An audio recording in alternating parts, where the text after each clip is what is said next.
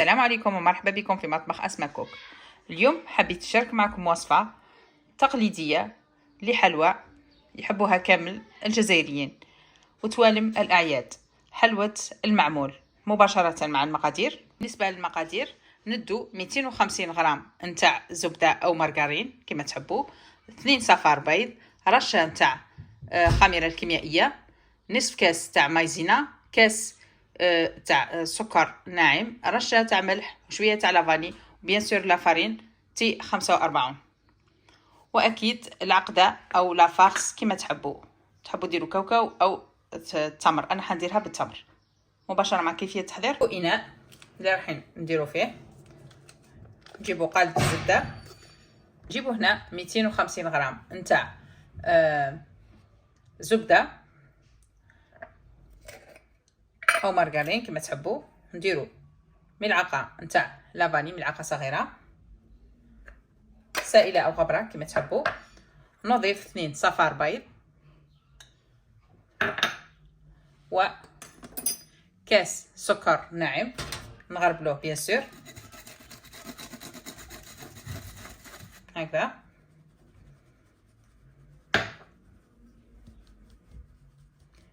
هكذا،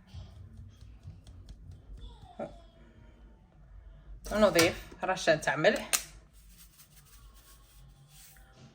ونخلطو غير بلا فوي، ما نسحقوش هنا الضرب الكهربائي خاطر هاد الحلوى اصلا خفيفه.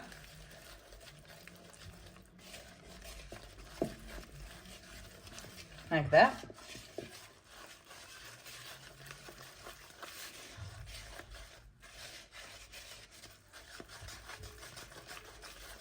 هكذا اللي نحصلوا على كريمه.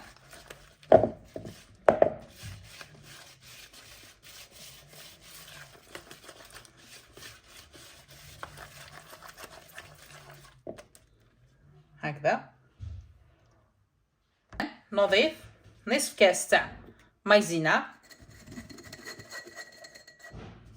هكذا مع رشه صغيره نتاع خميره الكيميائيه، نخلطو هاك.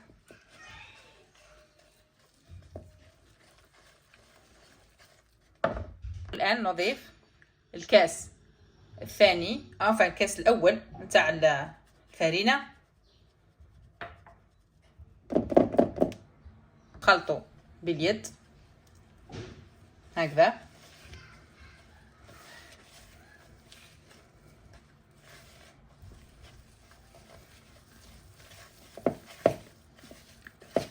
عجينه كيما تاع الغريبيه، برك البيض اختلاف برك في البيض، عفوا نغربلوها كاس ثاني ونخلطو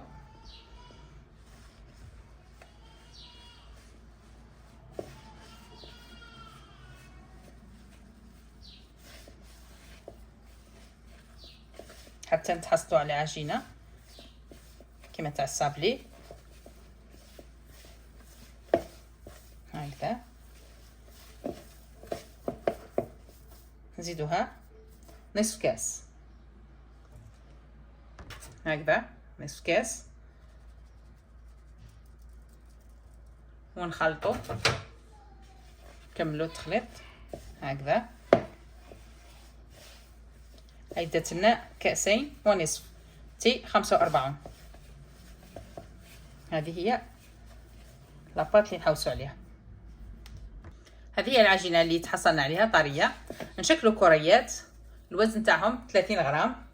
اللي عندها الميزان توزن، اللي ما عندهاش ديرهم عينها ميزان هكذا.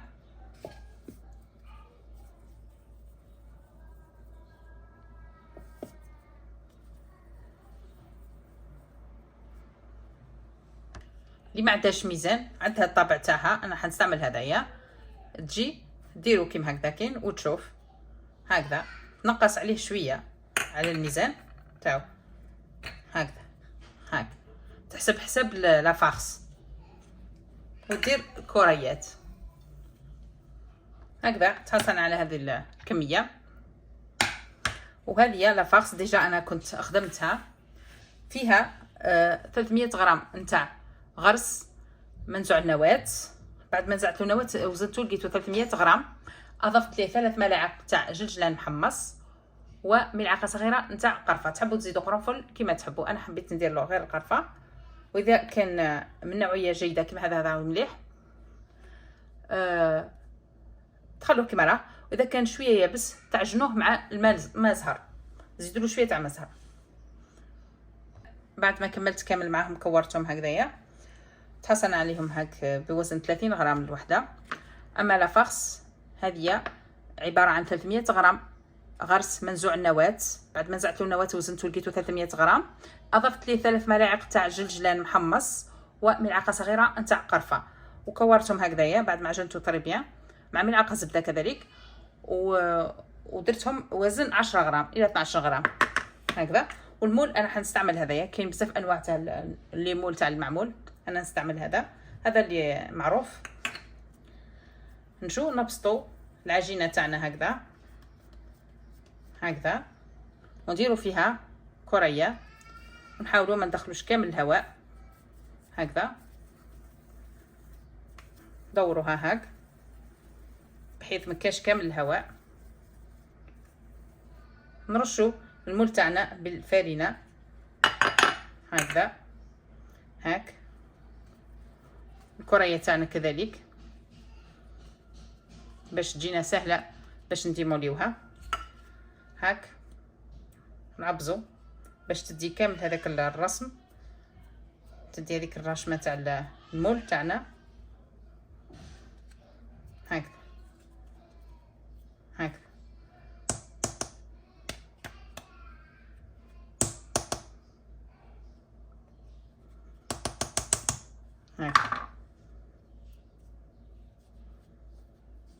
هكذا نسويوها هاك، نسوي السطح تاعها ونديروها في المول. ديجا كونوا موجدينو دايرين له البابي ورق الطهي. نخدم معاكم حبه ثانيه. نبسطوها نديرو كريه هكذا.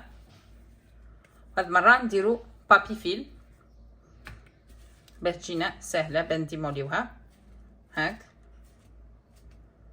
نبزو عليها وتجينا سهله كي تنحيوها هكذا. تحبوا ديروا الاولى تحبوا الثانيه، مي هذه تجيكم فاسيل كي ديروا البابي فيل. ما تبداوش تضربوا فيها وها هما كاين حتى فرق، الرسمه تاعهم باينين في زوج. يعني من الاحسن تستعملوا هذا بابي فيل. كمل معاهم بنفس الطريقه. نبزوها هاك ونديروا كريه ونحو كامل الهواء هاك ندوروه. نحطوها هنا ونعبزو عليها هاك ونديموليوها بكل سهوله. نعاودها هذه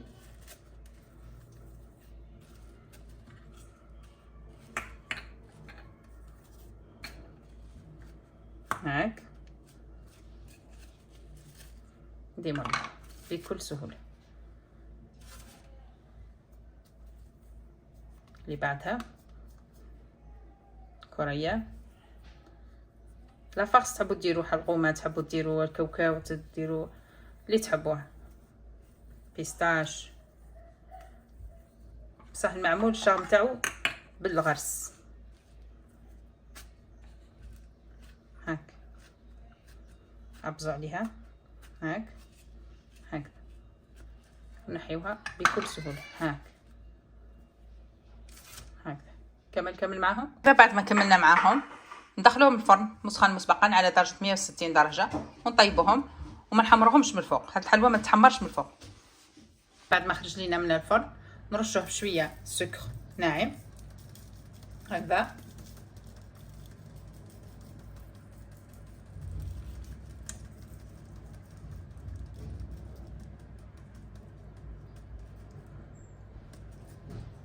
هكذا ونشوفوه في صحن التقديم.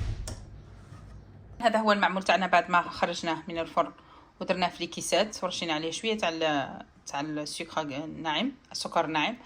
كانت هذه هي النتيجه الرائعه. ما يكلفش كامل، مليح للاعياد، وهذا لازم يكون فوق الطاوله الجزائريه، المعمول الجزائري. شوفوا كيفاش وشحال هش. نقسم معكم هذه الحبه، شوفوا بالخف ينقطع وهشيش بزاف. شوفوا شوفوا تحبوا تحشوه بأيتها حشوة تحبوها، كاوكاو أو لوز أو بيستاش كما تحبوا.